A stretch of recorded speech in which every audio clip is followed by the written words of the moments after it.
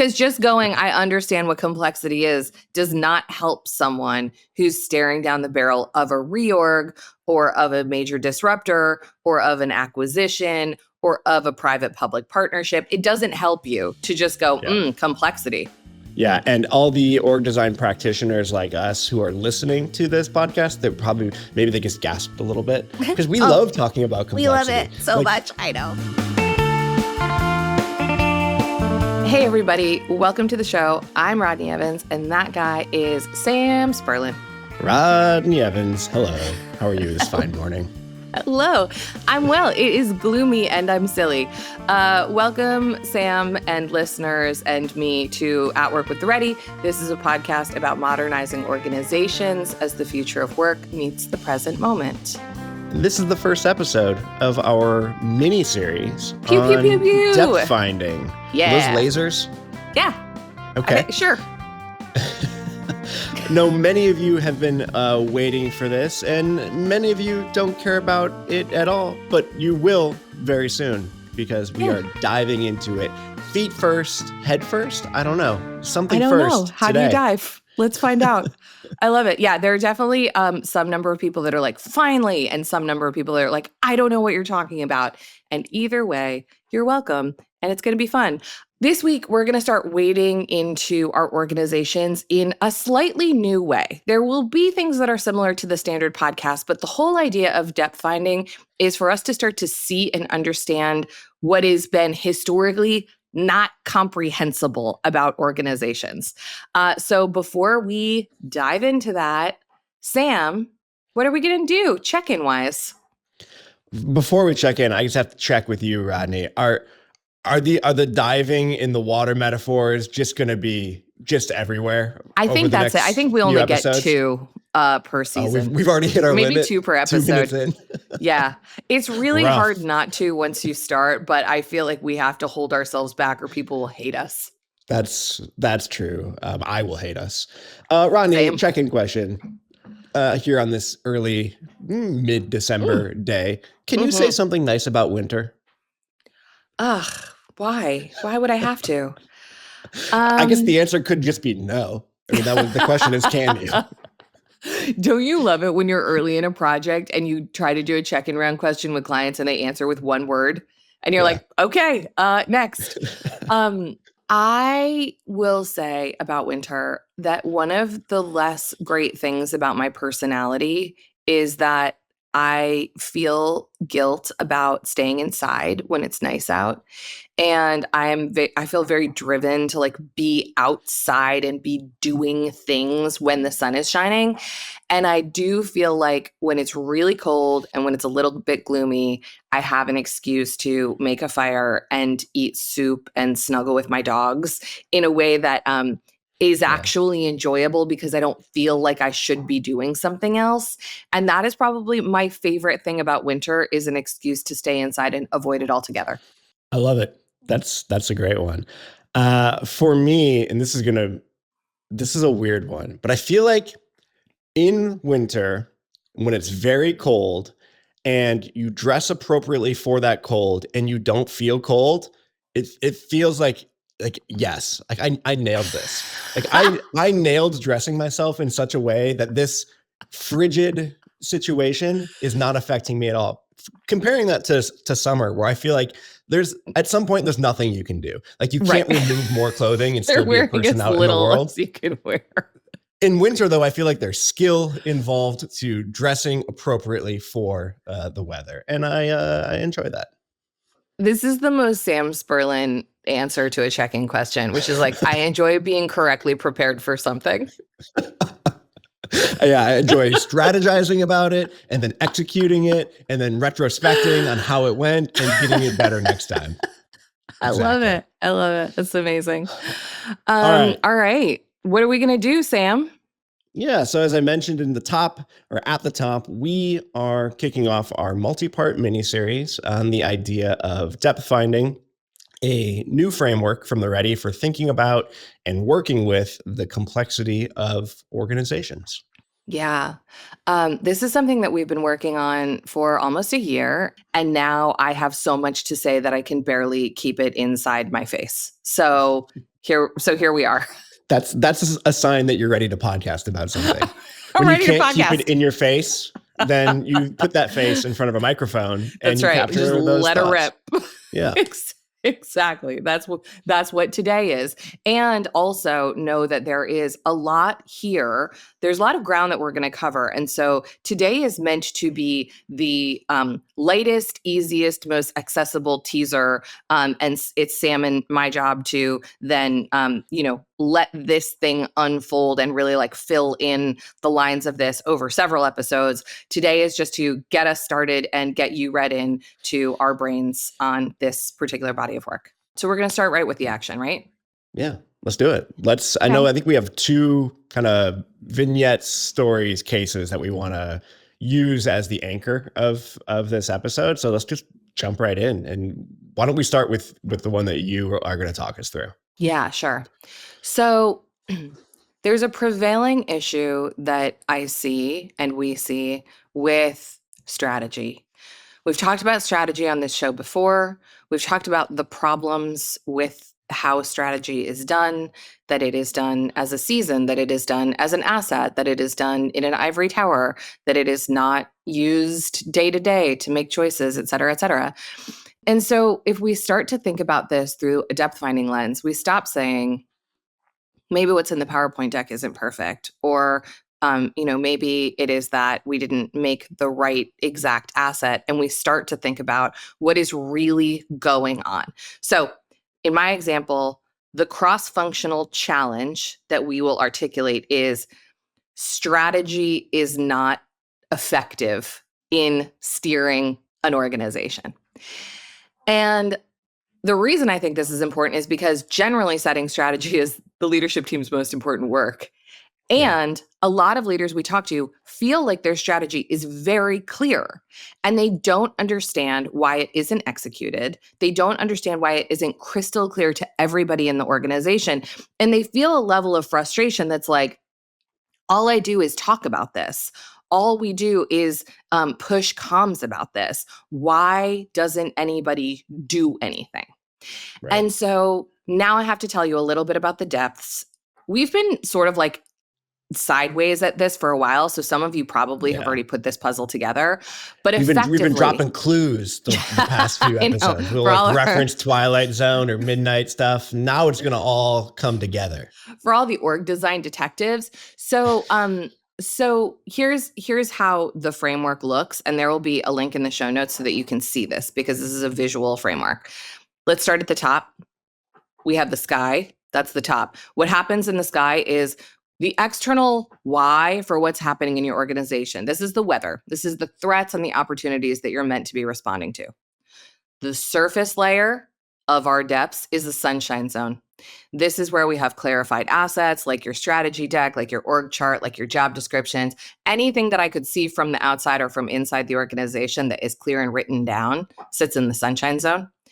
The next depth of the ocean, by the way, these are real oceanographic terms. Sam and I did not make these up, is the twilight zone. Twilight zone is a very murky and very deep zone of the ocean. This is your how. This is where teams are actually hands on keyboards executing. This is where we have routines, experimentation, ways of working, et cetera, et cetera. The bottom of the ocean is the midnight zone. This zone is invisible. And this is the internal why. This is the individual's lived experience of what is going on above. When we think about strategy, what I usually see is a bunch of sunshine zone work, a bunch of let's make the bullet points, let's make the assets. And then we usually see a lot of stuff in the midnight zone. There's then a lot of unspoken feelings and reactions that people have, which are range from we don't know how to do this. I don't have the capability to do this. I don't have the resources to do this. Everything in this strategy deck is net new. I already have a full-time job. I don't see myself in this strategy. I don't see my team in this strategy. Does that mean that I'm getting fired or I'm getting sidelined or whatever? And we're missing in this scenario the other two zones. So we're missing the sky. What is this strategy really clearly in response to? What is the strategic challenge that we are answering? And most importantly, we're missing the whole twilight zone of how it is actually going to get done. And we're going to talk, a lot about what those routines can be. We've talked about them in the past. The reason that we start here is because I've never shown this before and after of the depth finding framework around strategy to a leader who hasn't said, that's us. Not yet one time, including Sam and I showing it in front of about 300 people, none of whom goes, it doesn't seem familiar. So we start with this one because it's very easily accessible and because our argument is the problem with your strategy isn't the strategy. The problem with your strategy is that it lives at one depth and it gets reacted to at another depth, and we need to be working across all four. Yeah, I love that. And just to push a little bit on it, I think what you're not saying is that the sunshine zone doesn't matter. Of It's course. more so that probably over-invested in the sunshine zone, or at the very least under-invested in figuring out what's going on in the twilight zone, and maybe being deliberate about the stuff that shows up in the twilight zone to support sunshine zone and midnight zone below it. That's exactly right. And that often what we find is if people feel like they have an issue with something clear and explicit like a strategy, they think that the way to respond to that issue is more sunshine zone stuff. So they're Right. Just like, get no, clearer on the artifacts, clearer on the stuff that we can already see, clearer on the exactly. comms. That's it. Nobody did the strategy, so now we need a plan. Nobody did the metrics, so now we need a roadmap. Nobody understands the words, so now we need a comms plan. And it's like, actually, you cannot solve a problem created at that depth in the same depth. You got to look Right. somewhere else. Right. So that's the easiest primer. And we're going to get further into what all of this looks like. Most of our work is in the twilight zone, figuring out the habits and routines that deal with the other three zones. Yeah, exactly. And that's part of what I really like about this framework, is that it's not very clearly not throwing out the 9 years of bathwater and baby that the Ready has created over nearly a decade. And it is, I think, quite complementary and builds on stuff that we've already been doing. Like the OS canvas, the operating system is deep Twilight Zone stuff. Predominantly, there are aspects of midnight and sunshine and sky in that as well. But I think we are kind of pushing the Twilight Zone forward in a more understandable way with the depth finding stuff. I hope so. I mean, that the Yeah, idea here to me is like, give people the easiest, most accessible way to understand complexity and solve complex problems without ever having to explain really what complexity is. sure. Because that Yeah, doesn't help you. Because just going, I understand what complexity is, does not help someone who's staring down the barrel of a reorg or of a major disruptor or of an acquisition or of a private public partnership. It doesn't help you to just go, yeah. complexity. Yeah, and all the org design practitioners like us who are listening to this podcast, they probably maybe they just gasped a little bit because we Oh, love talking about we love complexity. it so Like much. I know. there's so much, I mean, it's so complex. There's so Yeah. many different ways to talk about it and metaphors to use and ways that help you understand what is going on. But in many cases, it doesn't translate or turn into useful information that somebody who doesn't give a shit about complexity science Yeah. can actually do something with. Which we've learned is most leaders. Yes. Yeah. Turns out they don't really, most of them don't care about systems thinking, but we need them to be systems thinkers. So this is the way that we make it really, really easy to do that. Yeah. And what they do care about is their organization working well, and all Of the actual course. outcomes that we share with them. They, for their own reasons, very understandable reasons, don't necessarily care to get in the weeds of complexity science with us. So I think it has been a journey of figuring out how do you honor the fact that there is a lot of stuff from complexity that you have to that does explain what's going on in organizations without doing a complexity 101 lecture series every time you start working with an organization. Exactly. I think that's exactly it. So, Sam, why don't you tell us about your example, which I'm actually not really familiar with? But what's fun Well, about this framework is that people have just taken it and started using it without any priming or teaching or coaching, both at the ready and in our clients, which to me is generally the mark of something that is pretty DIY, that people are just like, yeah. got it, bye. So Sam is one of those people, which is exciting. So I want to hear what you did Yeah, and and what you this feels learned. like a story that is like just starting, and I don't know where it's going to end. Like what I don't Cool. have here is like here's what I did, and we had this beginning part and this middle part and this really satisfying end. Basically, Yeah. I have the beginning and the sense that is going to turn into an interesting ongoing piece of work. So the example that I have been working with, and this is in the context of a one-on-one coaching relationship with a senior leader in an organization, but not a huge organization. You know, her direct team, only a handful of people, and the people in her team that report to her being relatively new, kind of new to the role of being a manager or a leader, kind of early mid career sort of folks. And she's bringing them together kind of for the first time as a leadership team. And the question that they have been needing to wrestle with is like, what are we actually here to do?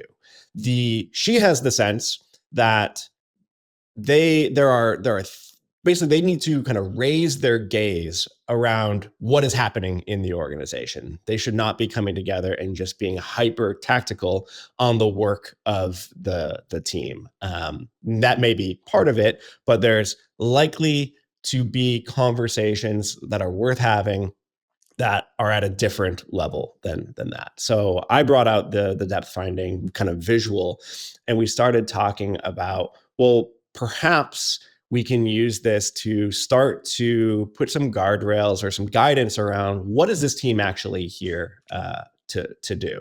Yeah. And in the parlance of the framework, I think the new direct reports were very much in the sunshine zone. Like, what are the stuff that we're making, the visible pieces of work that are going on, and basically all three of the other levels or depths were just not on their radar at all. Hmm. So we're starting to have a conversation now about, all right, if you're bringing this team together on a weekly basis for an hour, maybe there's a rhythm of giving each depth its own specific time to like really understand. Like today, we're gonna like really go into Mm. the sky and figure out like what Cool. aspects of the sky are really affecting us. And since it's an internal facing team in many ways, the sky, the way we've been talking about it is yes, stuff external to the organization, but also just external to the team, the sky of other things happening in the organization. Everybody's sky is different. For a lot of internal functions, their sky is still internal. Yeah, That's exactly cool. it. I'm glad to hear that I didn't break the framework You're by doing saying great. that. All You're right, doing thanks. great. I appreciate it. And then Twilight Zone stuff, which definitely feels like the ready sweet spot, as we already talked about. But this leadership team, has the responsibility to help build a operating system, a framework, a way of working that amplifies the whole organization, the whole team. So what are the, all the classic Twilight Zone things that we can be talking about as a leadership team? And then the Midnight Zone is really interesting for them to be thinking about in terms of what is their own Midnight Zone stuff going Right. on Right. as new leaders, and Right. also what are the Midnight Zone things going on for the rest of the people in the team that they are leading. And being aware of those things and having perhaps some tools in your tool belt to support people in those things while not kind of falling into the team's therapist role, Yes. which I think is an interesting thing we'll probably talk more about when we get more into Midnight Zone stuff. Um, Yeah, so really, this is the very early stages of a new leadership team using depth finding to articulate their own purpose and their own shared work as a team. I love that. And, there's actually, I think, a lot of parallels to the strategy example that I gave because, one leadership team in particular that I'm thinking of, when we realized that their strategy work was all sunshine at midnight, we had a discussion about whether to do sky work first, to be like, let's really nail the strategic challenge and let's do more scenario planning and landscape analysis and red teaming, whatever. And or whether to get at some more routines. And they chose routines. They were like, you know what? We're so new to actually doing strategy in this way that's more adaptive and more written in pencil and more in a feedback loop with the environment. Let's just learn the routines. So let's learn about all the things we talk about in our strategy pancakes. Let's learn about what a rhythm of strategy is that includes outcomes and even overs and essential intents and whatever. They were like, let's do that first. And once we sort of have that, let's see if the midnight zone stuff starts to get better. Yeah. Because this is a very smart leadership team. They're not all quite like this, but they were basically like, we're so sort of frozen in the midnight zone because we're so worried about whether the declaration in the sunshine zone is wrong or is risky or is executable or whatever. Let's see if we can get enough routines in place that some of that starts to chill out a little bit, because we're going to be able to do the sky work better if we can show up to it with some psych safety, with some flexibility, with some creativity. If we're all sort of hand wringing and pearl clutching in the midnight zone, we probably aren't going to be able to do that work well anyway.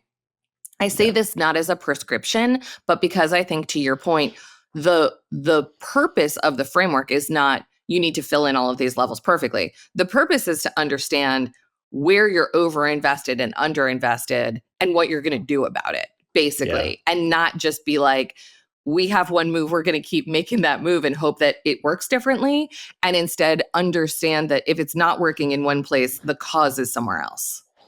Yeah, I love that. The other thing that I'm excited to do with the framework is to take probably, I would imagine starting with a sunshine zone thing and then taking the vertical slice of that sunshine zone thing. So here's a thing that we think is or is not working super great. Well, okay. Is it connected in any logical way to the sky? Maybe, maybe not. But if that link is broken, we're probably experiencing some symptoms. Cool. Okay, let's go down now. So into the twilight zone. Is there any supporting structure for this thing, or what supporting structure do we have? Maybe we accidentally made some, maybe we have some that we actually deliberately made, but let's understand what twilight zone stuff is directly connected to this sunshine zone thing that we think is important, and get clear about what's working and not working there.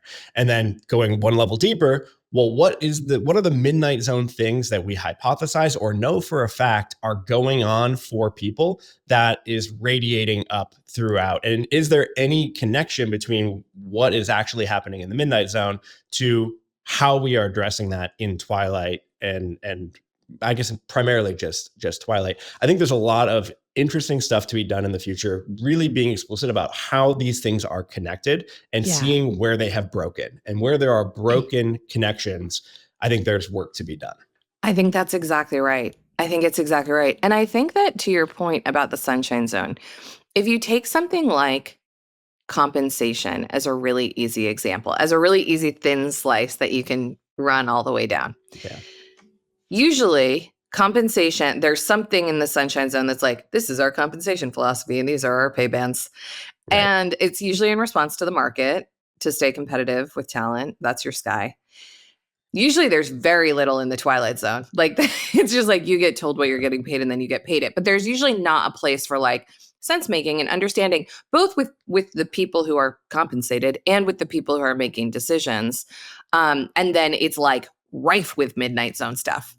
Right. And people show up in the twilight zone at meetings, at their performance reviews, at salary negotiations, at, you know, internal positions that they are interviewing for with like their comp axe to grind unspoken.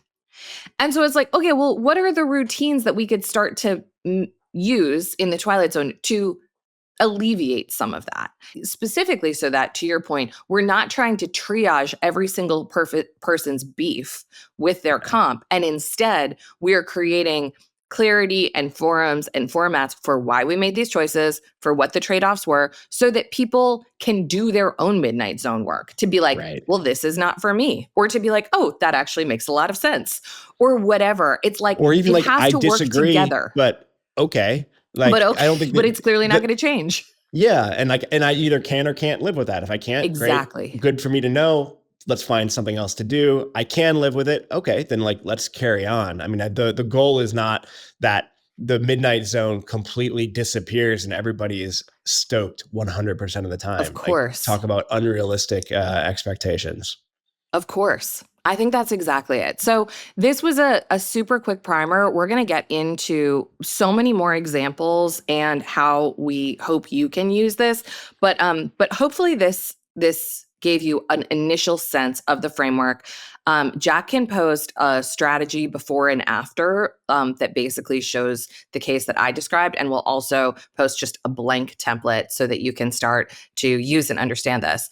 I think where I wanted to just like go from here, Sam, is a little bit of just like what we've learned so far. So from having these kinds of conversations, both internally and with your clients, what are some things that you've noticed? Yeah, I mean, I feel like I kind of want to sit at your feet here because I know you've had so many conversations with folks about this, and I'm kind of still new to the journey. But the main thing that I've noticed is that when you put this visual in front of people and give a just a small modicum of explanation as to what people are looking at, people are like, oh, okay, yeah, I can see this. I can see what is helpful here, and that contrasts to my experience of putting a blank OS canvas in front of people, Mm, where I'm like, here are 12 fields that encapsulate everything about your organization. You'll notice that it's empty because it can be, this is value. We're not putting any sort of value on what these fields. There's a lot of explanation that I find myself having to do around the OS canvas. Once you've done that, there's a great conversation to have about how fields influence each other and like what's going on within them and making a heat map. Like, that's all very cool, but it feels like a bigger lift to initially get into having useful conversation as compared to depth finding, where it's like, here are four layers that have very distinct kind of definitions. Let's talk about it. yeah, that's cool. My primary insight that's been really surprising is I think because of the kind of work we do, and because a lot of folks have training, a lot of folks at the Ready have training in coaching or psychology or family systems therapy or whatever. Um, I sort of I don't see the Midnight Zone as being something unconsidered. So, like, I know that it's invisible. I know I'll never understand your lived experiences and why you react the way that you do to things and what exactly is going on for you emotionally. But my assumption is that it's stuff. My assumption is that you are There's having stuff there. a lived You are experience. not devoid of a personal experience. Exactly, that I cannot understand. Yeah. Um, what has so my assumption when we made this framework was like helping people see what's missing in the Twilight Zone, and that is where you close the gap between strategy and execution, is the killer app.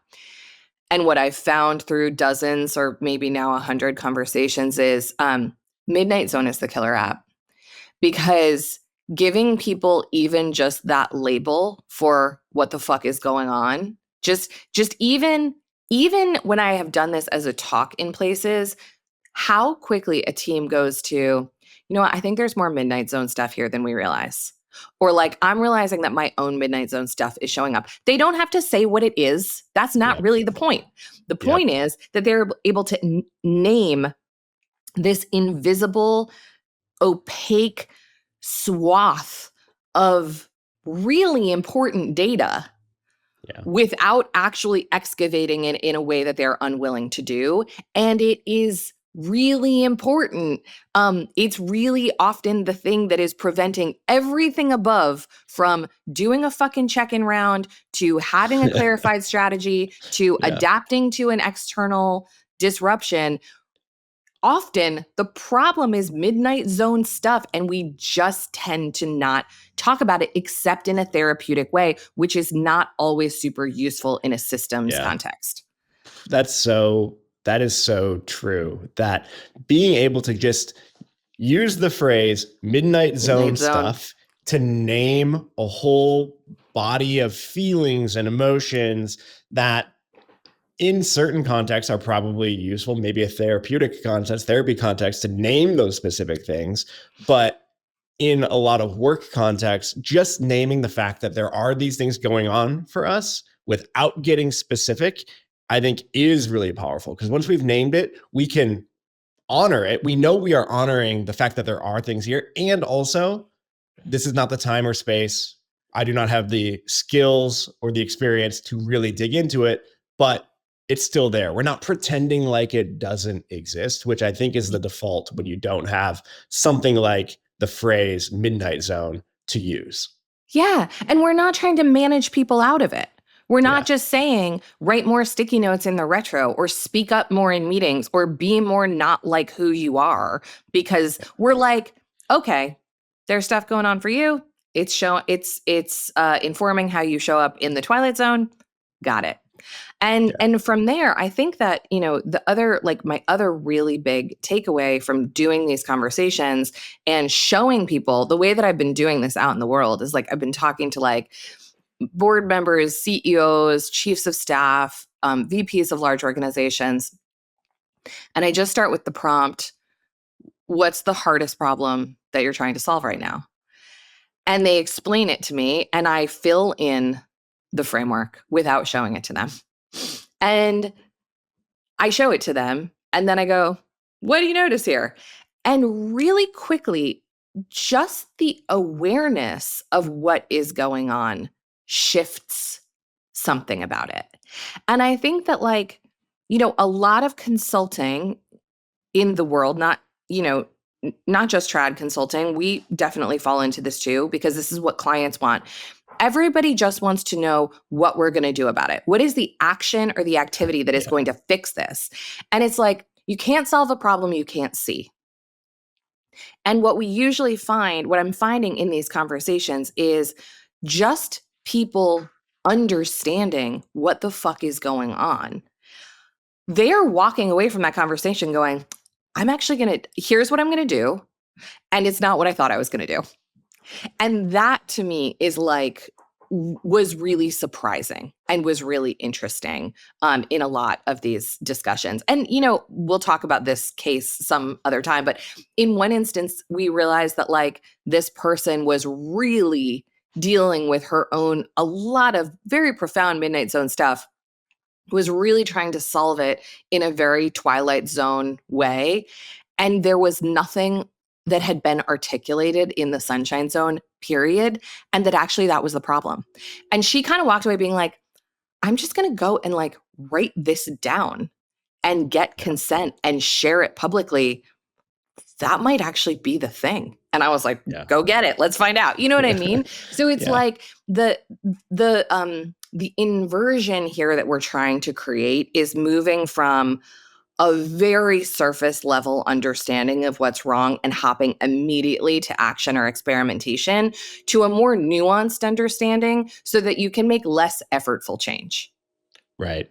Right. Yeah. I love that, because I feel like our experience of organizational change over the last, 9+ years is that it's kind of been a move of, like, if you just experiment enough, eventually the right thing will emerge.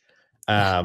And in some cases, like, you get great outcomes from that. Like, just starting to change the things that very obviously suck creates interesting momentum, and things have a tendency to get better. And sometimes you never really get to that tipping point, and it's just kind of the charitable feeling of it is thrash. Like you're just Right. kind of thrashing in various directions, trying to do useful experiments. And I think depth finding could bring a little bit more cohesiveness to a little bit more coherence to what experimentation within an organization could look like. Yeah, I think so too. I think the one other thing that I've noticed, because a lot of you out there have said to us over the years, like, I just can't get my leadership team to see that working on the organization is important. And like a lot of our listeners are org designers, a lot of you do work that is like what we do. And there is a little bit of like a seeing the matrix thing in our work. And Yeah. for a lot of very valid reasons, I think a lot of people who ascend to very senior leadership positions have been very in their content. Like they're the best salesperson, they're the best finance person, they're the best market, they're the best technically at what they do.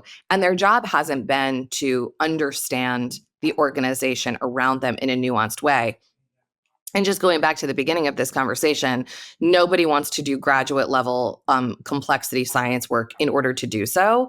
But what I'm finding, and I had a really interesting conversation with a CEO where I showed her this, and she immediately said to me, "Well, what goes in the Twilight Zone?" And I was like, well, based on your issue, I think it is this different way of making decisions. I think it's this different way of communicating with board members. I think it's X, Y, and Z. And she was just like, well, can you send me stuff? Because I don't have that. I don't have Yeah. anything there. Yeah. And so it's like it's a different way of engaging people that's not like your habits are wrong, your ways of working are inherited, you're borked. It's like, look, here's how to see what's missing in a way that doesn't feel squishy or doesn't feel like extracurricular. It's like it's all Yeah. one thing. There's just depths to the one thing, and you Yeah. can't just do anything that is complex in nature at one depth and expect it to work. You can't just do coaching on individuals and expect it to change. You can't just buy analysis from a strategy company and expect something to change. You can't just do one thing and expect anything to happen. And that's, Yeah. to me, what will help leaders start to get themselves moving the way that they want to. Yeah. No, that's really cool. Maybe just one last thought, since we're kind of at the end of the year and I've been Yeah. doing kind of my own personal reflections, don't call them resolutions, but kind of resolutions, Mm-mm. but just like being deliberate about, all right, what do I want to do differently next year? I think this depth finding works even on an individual level too. Like I've literally scheduled into my calendar over the past couple of weeks, sky time.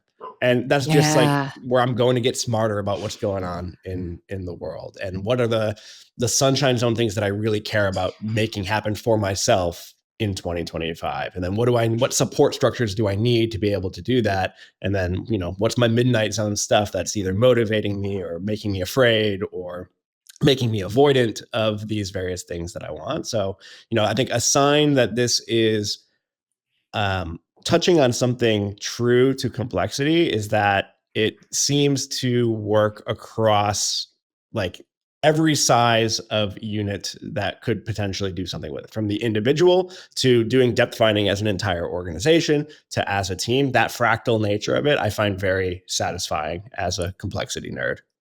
Sweet. I love it.